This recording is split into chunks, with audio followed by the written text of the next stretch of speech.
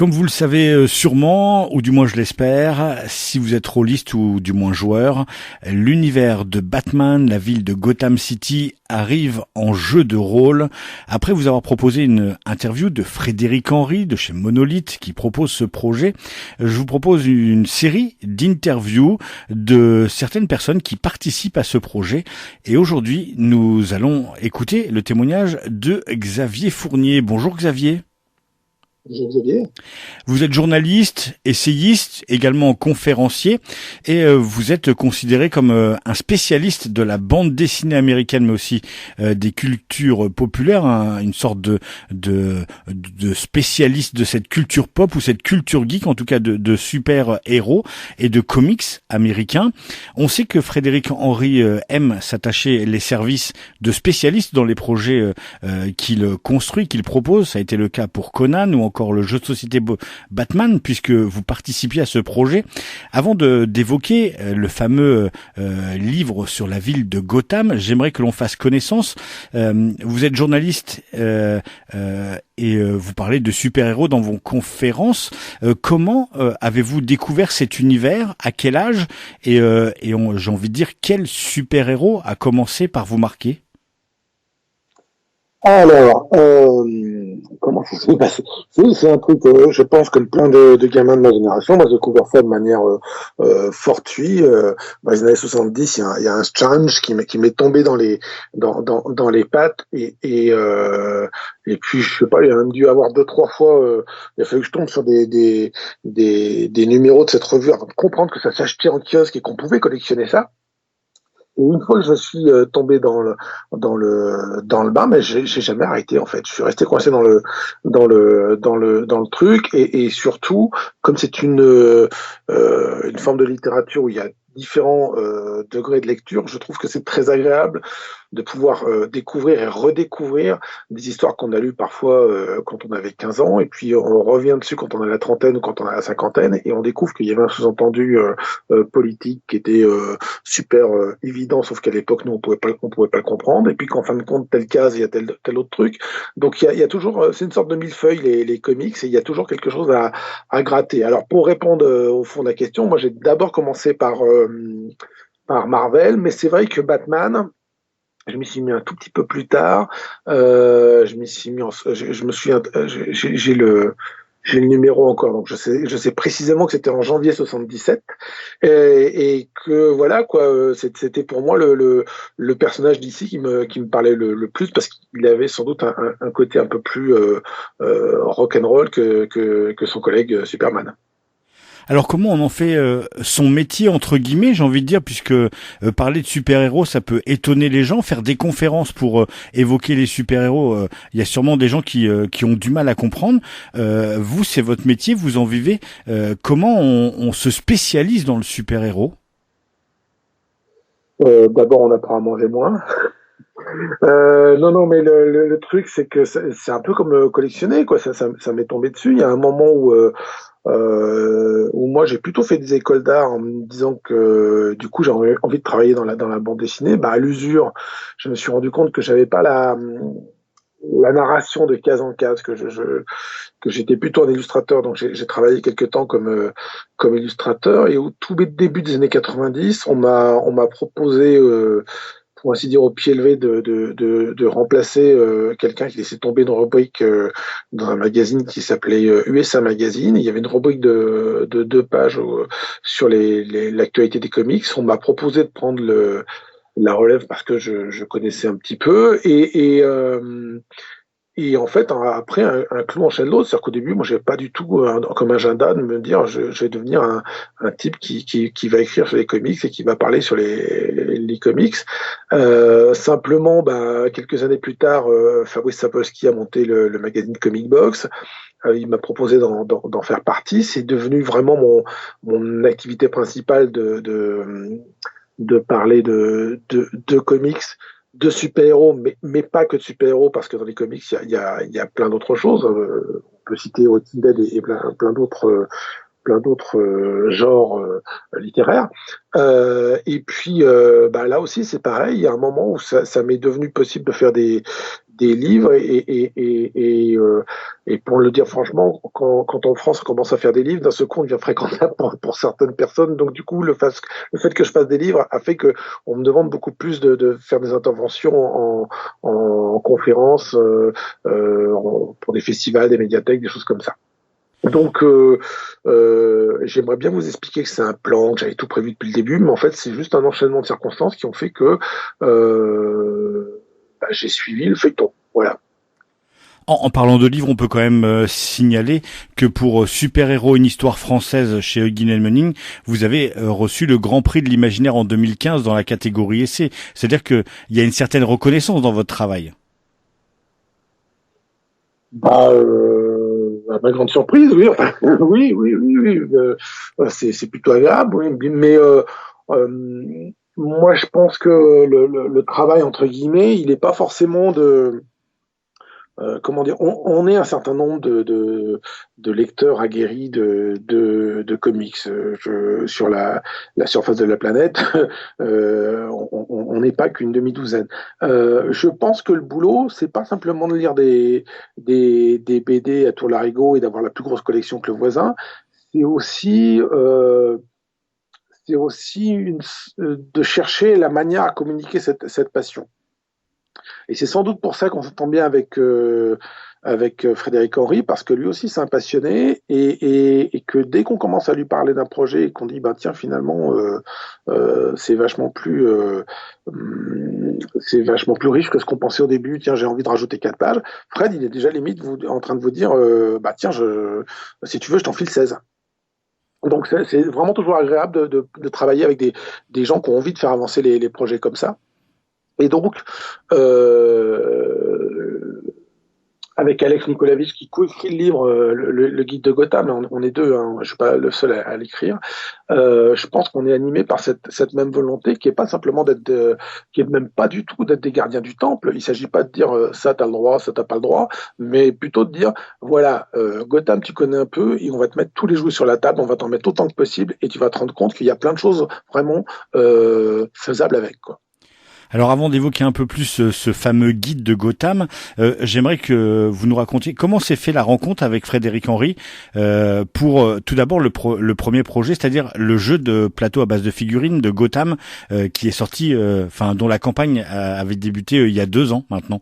Comment vous vous êtes rencontrés? Alors, on s'est rencontrés en amont, hein, il y a 3 ans. Ils avaient si je dis pas de bêtises, ils avaient déjà l'expérience du projet Conan, où ils avaient pris quelqu'un pour être leur consultant sur Conan. Patrice Et Louenet en l'occurrence. tout à fait, tout à fait.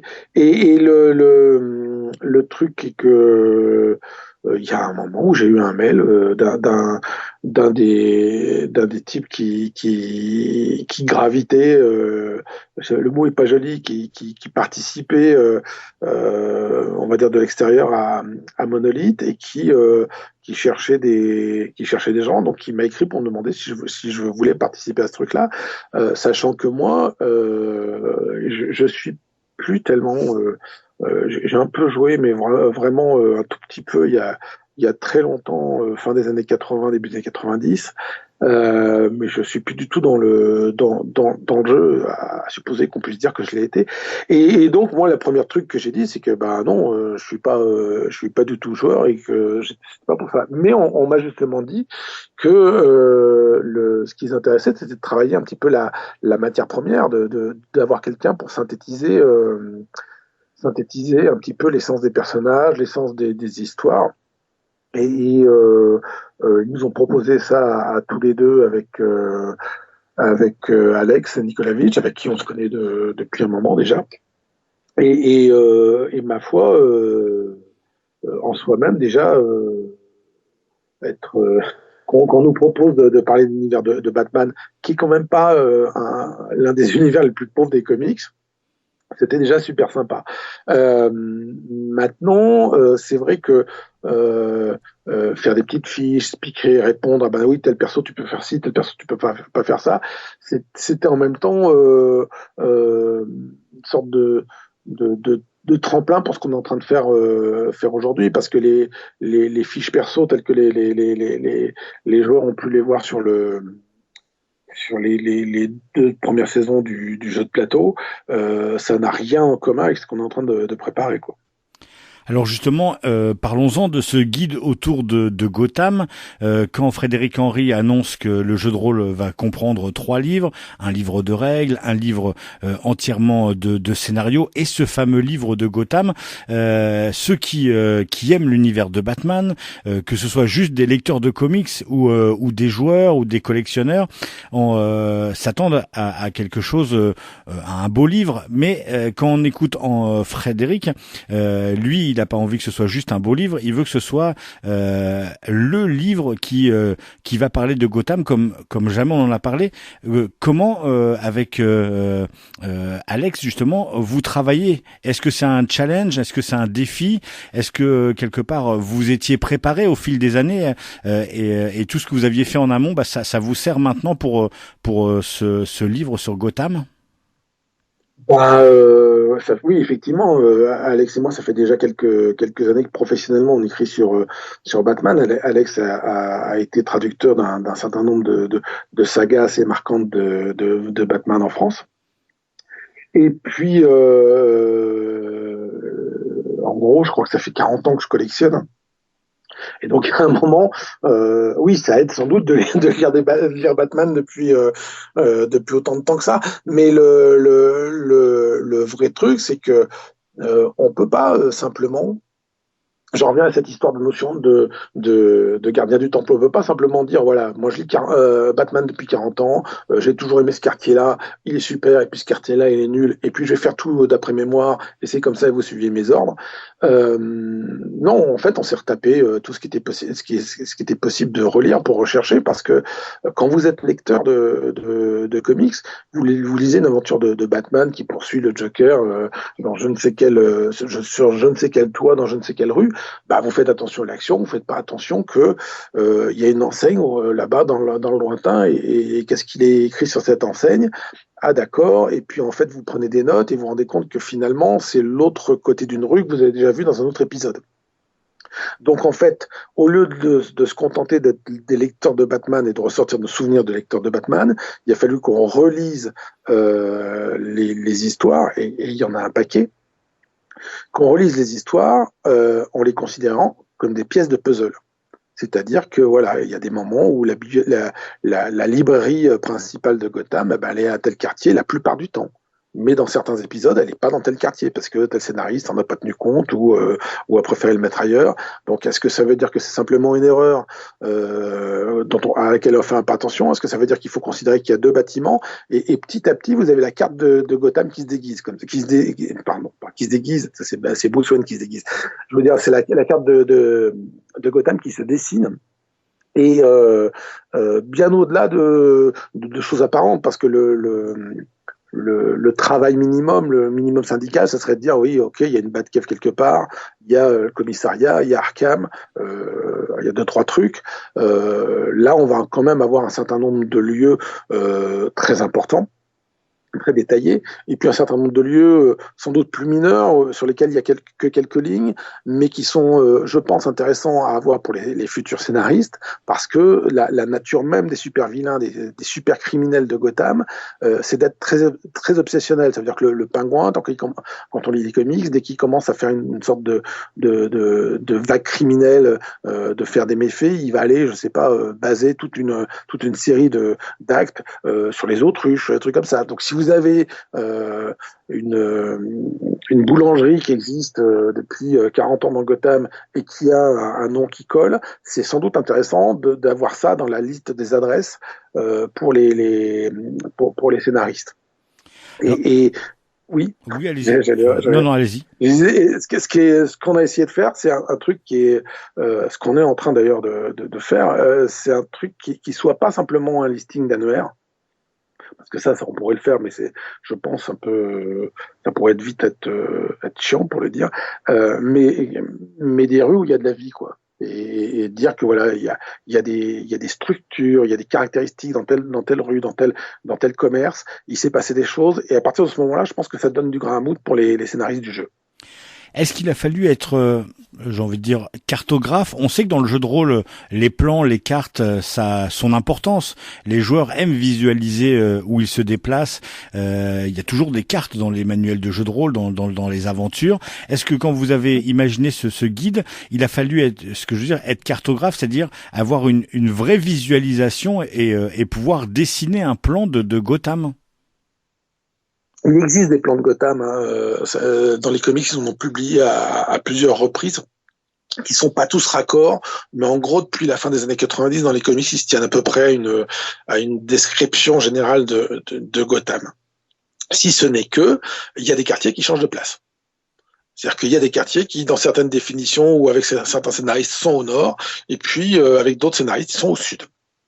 Donc il a fallu, il faut faire des arbitrages. Il faut simplement dire, bah voilà, si dans la moitié des épisodes il est au nord et la moitié des épisodes il est au sud, qu'est-ce qui est le plus cohérent? Ça veut dire aussi que c'est un travail, je pense, qui va être facile à, qui va laisser sans doute quelques lecteurs un peu mécontents parce qu'il n'y aura pas forcément la décision qu'ils auront prise et il aura toujours fallu prendre d'autres décisions.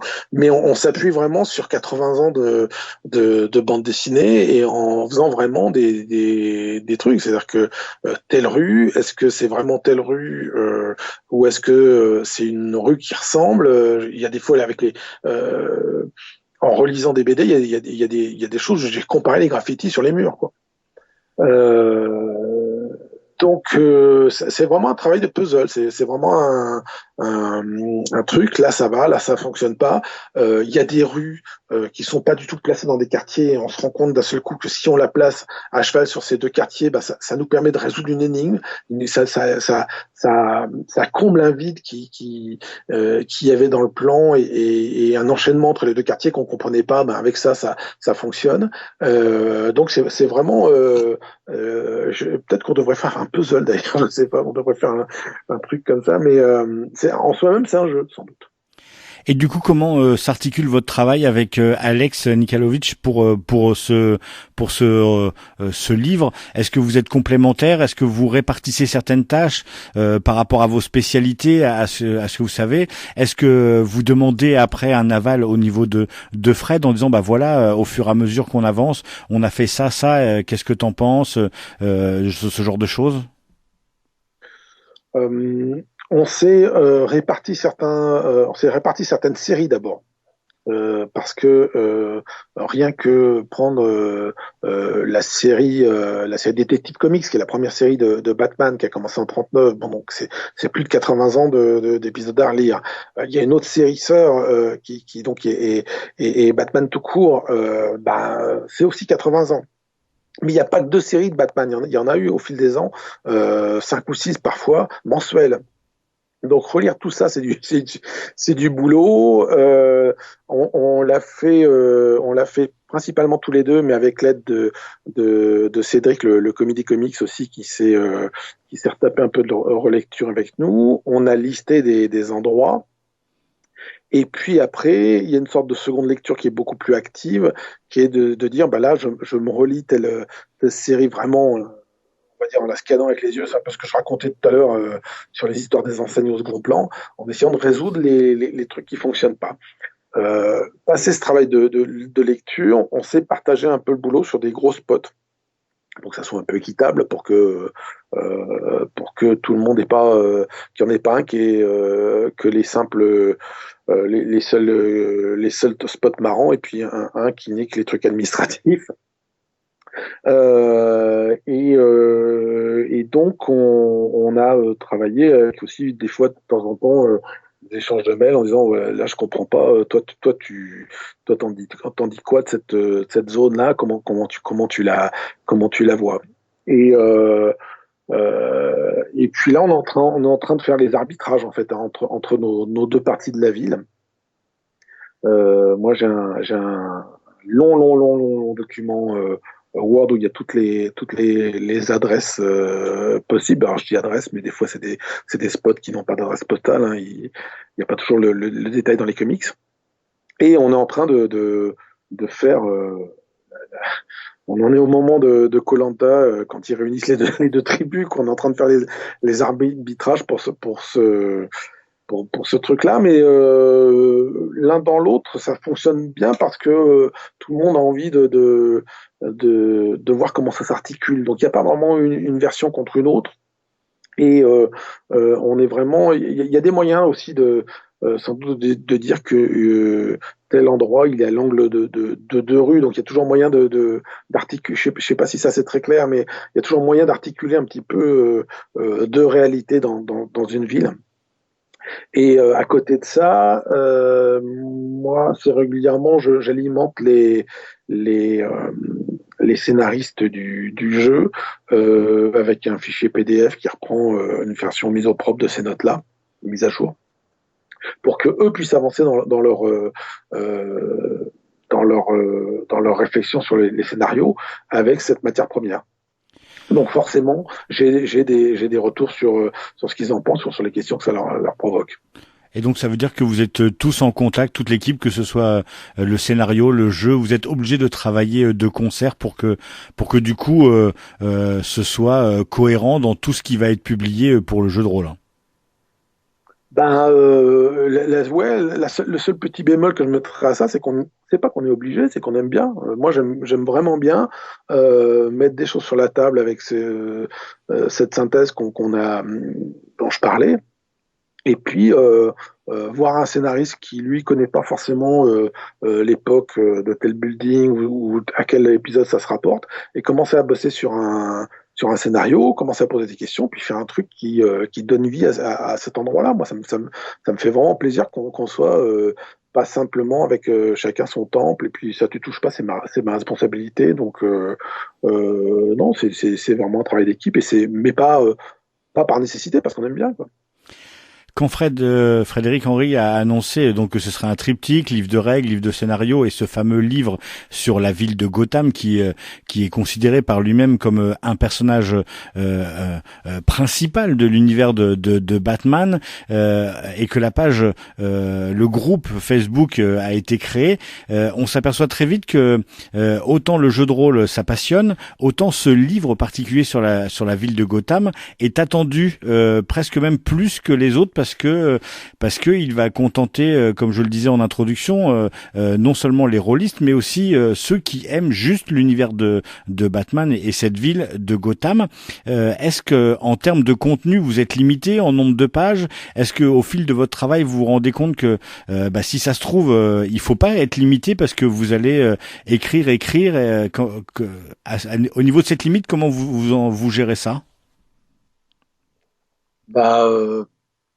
De toute façon, il y a des choses qui sont humainement pas possibles. Je parle même pas de la limite nombre de pages papier, mais c'est que on ne peut pas prendre 80 ans d'histoire de Batman et les faire tenir autrement que dans 80 ans d'histoire. Donc il faudrait un truc qui serait grand comme un train, et ça serait pas possible. Alors il est clair que d'abord on a listé beaucoup de choses, et que là maintenant on est un petit peu plus élitiste. Moi, je sais pas, moi, la 15e supérette qui se fait braquer, où il se passe pas grand-chose, et on a simplement une enseigne et un braquage, c'est pas forcément intéressant que je la mette. Si je tombe sur un dentiste à Gotham, je me dis, tiens, un dentiste à Gotham, c'est quand même pas commun, cette adresse-là, et surtout s'il se passe un truc dans l'épisode, c'est intéressant que je le mette. Donc il y a sans doute un travail un peu de tri, mais effectivement il y a beaucoup de choses. Moi, même en comptant Même comptant ce qu'on peut trouver sur Internet, j'ai pas vu pour l'instant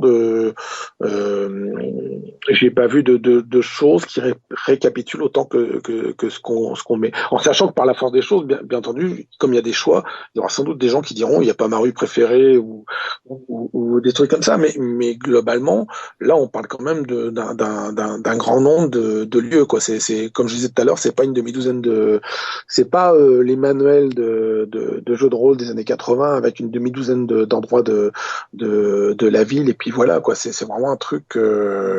C'est comme si on vous filait les guides d'accueil touristique de Paris avec les endroits pittoresques, euh,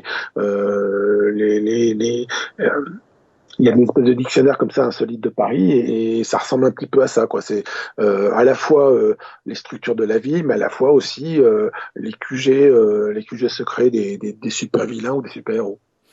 Du coup, est-ce qu'il y a encore peut-être une pression qui existe, comme les gens, les chanteurs, les artistes qui continuent à avoir le trac avant de rentrer en scène? Vous avez écrit plusieurs ouvrages, plusieurs livres. Est-ce qu'il y a encore une certaine pression dans l'écriture de ce manuel qui est attendu parce que ce sera pas juste proposé pour les rôlistes. Il est fait pour contenter tout le monde. Il sera proposé en librairie comme un livre que l'on peut acheter comme un guide touristique presque ou un livre d'aventure. Est-ce que vous avez encore une petite pression?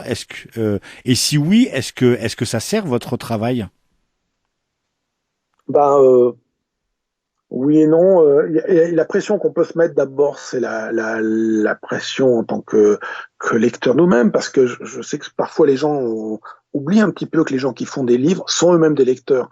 Et donc, Alex et moi, on fait le bouquin qu'on voudrait lire. Si on tombait par hasard dessus, donc on en met autant que possible. Et j'en reviens à ce que je disais tout à l'heure sur Frédéric Henry. Avec Fred, l'avantage, c'est que dès qu'on a une discussion avec lui sur le fait d'en mettre plus dans le projet, Fred il est tout le temps d'accord. C'est même limite nous après qui sommes obligés de le calmer. Non, on va peut-être un peu en mettre moins que ça quand même. Il y a un moment, faut que ça tienne faut que ça tienne dans un bouquin cohérent. Mais donc il n'y a pas une espèce de pression comme ça. Euh, je pense que le moteur, c'est vraiment plus effectivement la passion. C'est vraiment plus le truc de se dire ah tiens j'ai placé telle allusion à des comics de 2014, mais à côté d'un truc des années 80. Et puis là il y a aussi telle référence aux années 40. Et quand je vois les premiers scénars prototypes là qui sont en train de se faire et que je vois qu'il y a quelqu'un qui écrit qui dit ah tiens ton adresse est des années 40, elle m'a fait marrer. Quand je dis adresse, c'est pas simplement la référence, hein, c'est ce qui se passe à l'intérieur, le bâtiment, tout ça, les personnages qui sont liés au bâtiment. J'ai décidé de les utiliser, bah ça fait plaisir. Donc le moteur, c'est plus c'est la passion positive. C'est pas mon Dieu, je vais me faire taper sur les doigts parce que sinon on fait plus rien, on sort plus de chez soi et bon, c'est vrai qu'on n'est pas beaucoup sorti de chez nous en ce moment avec cette semaine récente avec le confinement, mais si on marche à la pression négative, bah faut plus faire cette émission de radio par exemple, faut vraiment plus rien faire parce qu'il y aura toujours quelqu'un quelque part dans le coin du fond pour faire la voix off et dire c'est nul, il fallait pas le faire. Ben oui, mais là non, je pense que on est vraiment motivé par le partage, moi ça m'éclate beaucoup de pouvoir présenter une version composite de Gotham. Hein. Avec Alex, on a bien bossé sur le fait qu'il fallait que qu'on puisse jouer un petit peu avec toutes les versions possibles du personnage. Et donc du coup, ça m'intéresse beaucoup d'échanger avec les gens qui vont prendre le manuel seulement pour jouer, d'autres qui vont prendre le manuel simplement parce que ils ont lu des années de comics et ça les intéresse d'avoir un truc qui peut-être met des choses au propre. Et puis il y en aura qui seront peut-être simplement curieux, qui n'ont pas vraiment lu les comics, qui sont pas vraiment joueurs, mais qui viennent un peu sur ce truc-là et qui vont sans doute halluciner en se rendant compte que c'est beaucoup plus riche que ce qu'ils pensaient. Pour terminer cette interview, j'avais envie de vous poser cette question parce que vous disiez que vous n'étiez pas tant joueur que ça. Est-ce que du coup, depuis que vous travaillez sur ce projet Batman, que vous avez peut-être pu tester le jeu de figurines et vous voyez l'évolution du jeu de rôle, est-ce que ça vous a donné envie de découvrir ou de redécouvrir peut-être le monde du jeu? Moi, j'adore le jeu de plateau tel que je l'ai vu jusqu'ici. Maintenant, mais c'est juste une question de goût. Moi, ce que j'aime bien dans les comics, c'est les histoires. Ce qui fait que quand on me laisse le choix sur l'histoire, ça me bloque un peu. Je passe un peu en mode comme l'appareil photo avec le zoom électronique qui arrive pas à faire le point. Moi, j'aime bien avoir l'intention d'un auteur, ce qui fait que ça me fait vraiment délirer de lire les prototypes de scénarios qui sont en train d'être conçus en ce moment.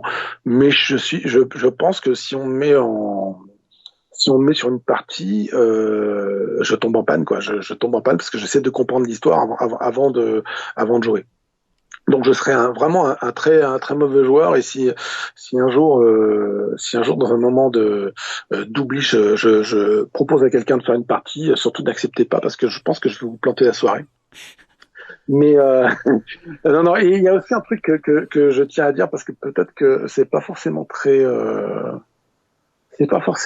parlant quand on voit cet univers-là, parce que c'est Batman, The Gotham City Chronicle, mais on a vraiment pensé le truc pour que on puisse jouer avec tous les personnages, et tous les personnages, ça veut dire pas seulement les super-héros de la ville d'abord. Ça veut dire bien entendu les super criminels, mais ça veut dire aussi les policiers, ça veut dire les super-héroïnes, parce que dans l'univers de Batman, finalement, des personnages féminins, il y en a quelques-uns pas mal d'assez forts, et qui viennent avec leur propre QG, avec leurs propres ennemis, avec leurs propres caractéristiques, et du coup, je pense que ça rend la ville jouable, même quand on n'est pas, même si on veut faire l'impasse sur Batman. Il reste il y a beaucoup de manières de vivre Gotham tout en contournant Batman. Et moi personnellement, je prends un certain plaisir à travailler sur des demeures ou des QG qu'on pourrait penser secondaires, et à essayer de faire ressortir tout ce qui les rend sympas. Voilà. Merci beaucoup pour ce témoignage. On invite bien sûr les gens à aller sur Facebook, à taper Batman jeu de rôle. Ils trouveront cette page qui est alimentée et à la fois par l'équipe de Monolith et à la fois par les fans de Batman et de jeux de société ou de jeux de rôle. Je vous invite aussi à aller voir la page de Xavier Fournier qui est tout simplement xavierfournier.com. Il y a plein d'articles. Si vous posez des questions sur les super-héros et sur plein d'autres choses aussi, puisque pour l'avoir feuilleté, il n'y a pas que ça. Enfin, il y a une vraie réflexion autour du super-héros. En préparant cette interview, vous me racontiez que lorsque vous faites des conférences, que vous allez en librairie, on vous regarde peut-être d'un œil bizarre. Et puis lorsque vous comparez Batman au Comte de Monte-Cristo, tout d'un coup, ça libère certaines personnes. Donc, si vous avez un œil un peu que le super-héros vous parle pas forcément, allez sur xavierfournier.com. Vous allez trouver plein d'articles. Il y a même des conférences. Il y a tout un tas de choses sur les super-héros. Vous retrouverez la liste des livres que Xavier Fournier a écrit. Je sais qu'il y en a un qui est en préparation aux éditions Corrette sur Kirby. Ouais, là, avec le confinement, ça nous a un petit peu détruit le planning, mais j'attends le nouveau planning vraiment d'un jour à l'autre. Et donc c'est un bouquin qui s'appelle Kirby Sphere, et qui est un bouquin aussi très épais, qui s'intéresse non pas à une ville de super-héros, mais qui s'intéresse à tout l'univers de Jack Kirby, qui était le créateur de Captain America et d'une palanquée de super-héros. Donc c'est un truc très dense, un projet qui m'a bien occupé l'an dernier, et assez vite d'ailleurs, dès que le Kirby Sphere sera sorti, je pense qu'on passera à un nouveau projet qui, je pense, va intéresser beaucoup de gens, y compris des gens qui peuvent être intéressés par Gotham. Voilà. Et puis moi, pour reconnaître ce que fait le travail des éditions Corrette, qui propose à chaque fois des livres d'une qualité mais vraiment sublime, n'hésitez pas à aller faire un tour sur cette maison d'édition. Vous trouverez votre bonheur. Merci beaucoup de votre temps et bonne continuation dans l'écriture de ce livret sur Gotham et pour ce jeu de rôle. Merci beaucoup, Xavier Fournier. Merci, Xavier.